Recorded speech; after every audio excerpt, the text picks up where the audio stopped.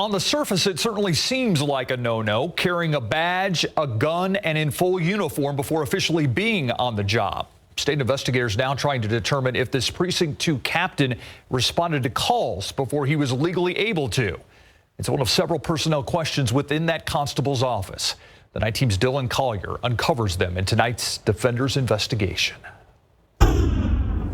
Drive by the Bexar County Precinct 2 Constable's office most weekday afternoons, and there's a good chance you'll see this. Deputies who used to drive their patrol vehicles home at night now forced to unload their equipment at the end of the day into their personal cars. The ban on take-home vehicles, one of the first rule changes put in place by new Constable Michelle Barrentos Vela.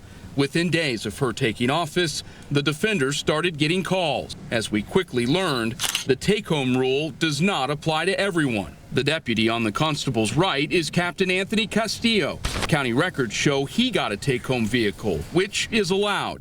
But these pictures posted to Barrentos Vela's official Facebook page of her New Year's Day swearing in show Castillo doing something that is not allowed, wearing a badge and gun in uniform for a department that didn't hold his commission until January 6th. In order to actually work in the capacity as a peace officer, you have to be commissioned by an agency. Richard Bryan is manager of the Alamo Area Regional Law Enforcement Academy.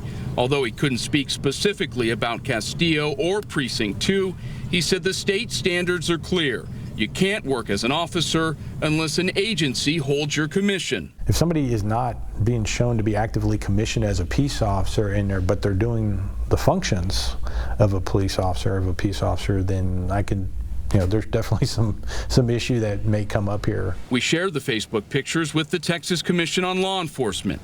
Its investigators are now trying to determine if Castillo acted in a law enforcement capacity during this 6-day period. The screenshot of Castillo's vehicle log obtained by us shows him signed in using a county vehicle January 4th. 2 days before his commission was in effect. I would go in and do my job. Barrentos Vela, seen here in a sit-down interview with us before she was elected, refused our repeated requests to talk about this topic, telling us in a statement her captain's credentials are not in question and that she is targeted by the media because she is the first female Bexar County constable in a male-dominated field. Records show several deputies resigned in late December, then several more resigned after Barrentos Vela took office.